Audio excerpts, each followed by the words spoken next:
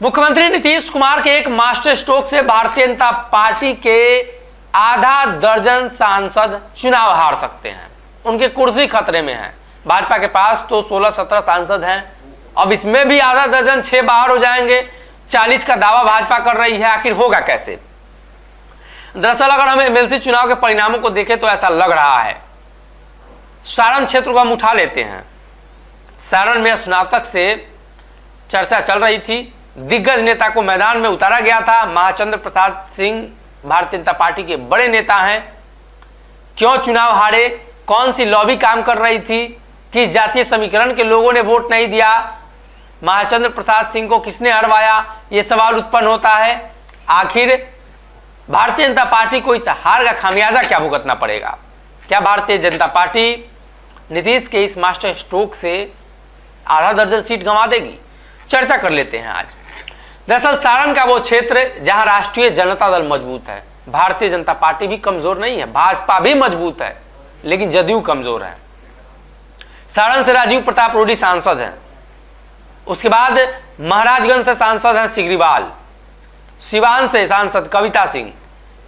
ये जो तीनों सांसद हैं, और कहीं ना कहीं चंपारण के इलाकों में चला जाए, गोपालगंज के इलाकों में चला जाए, लगभग 6 के आसपास लोकसभा के सीट वहां आते हैं।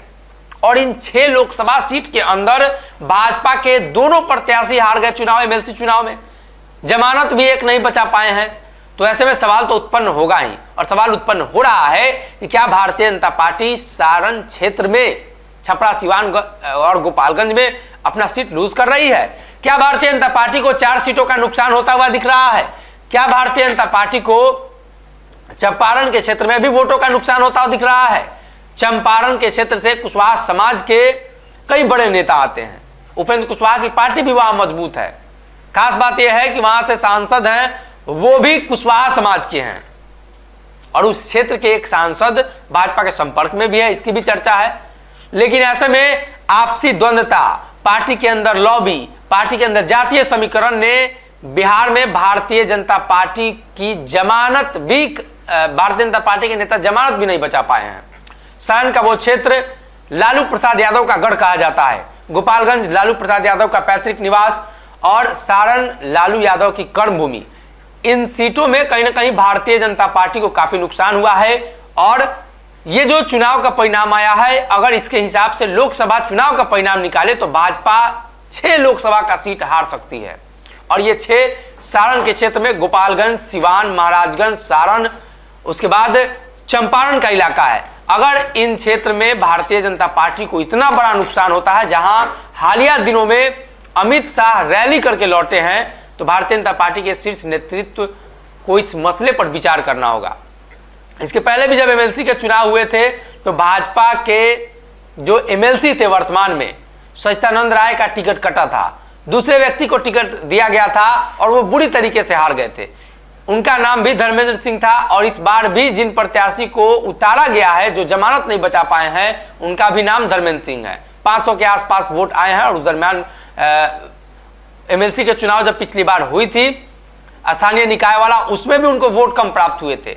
और प्रशांत किशोर की धमाकेदार वापसी उस क्षेत्र में जहां से प्रशांत किशोर ने अपनी जन स्वराज यात्रा की शुरुआत की है, और सारण से भारतीय जनता पार्टी के जो प्रत्याशी है महाचंद्र सिंह आगे निकल रहे थे, मोतिहारी पहुंचते पहुंचते, चंपारण पहुंचते पहुंचते वो चुनाव हार गए हैं।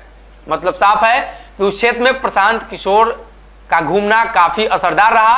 अभी प्रशांत किशोर की यात्रा सारण में है, दिगवाड़ा, सोनपुर के आसपास, और सच्चिदानंद राय के समर्थन से प्रशांत किशोर ने 1 सीट जीत दर्ज कर लिया है।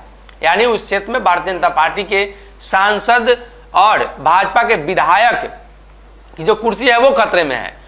सारण के तमाम विधानसभा क्षेत्र में, खासतौर पर छपरा में, भारतीय जनता पार्टी काफी मजबूत थी, और पिछले चुनाव में भाजपा वहां से साफ हो गई। 2 से 3 सीट अगर छोड़ दिया जाए तो भारतीय जनता पार्टी सभी सीटों पर चुनाव हार गई। यहां तक कि जीती हुई सीट भी भाजपा गंवा बैठी है। ऐसे में वो क्षेत्र भाजपा के लिए काफी कमजोर होता हुआ दिखाई दे रहा है। और नीतीश और तेजस्वी के इस गठबंधन ने भारतीय जनता पार्टी के 6 सांसदों की जो कुर्सी है वो खतरे में डाल दी। अगर ये वीडियो पसंद आई और वह बिहार के राजनीति और बिहारियत से सरोकार रखेनी तो सब्सक्राइब बटन दबा के चैनल के सब्सक्राइब कर ली।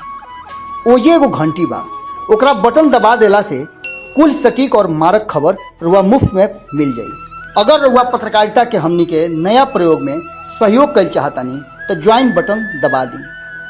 पेटीएम नंबर नोट कर ली 9386816700। धन्यवाद।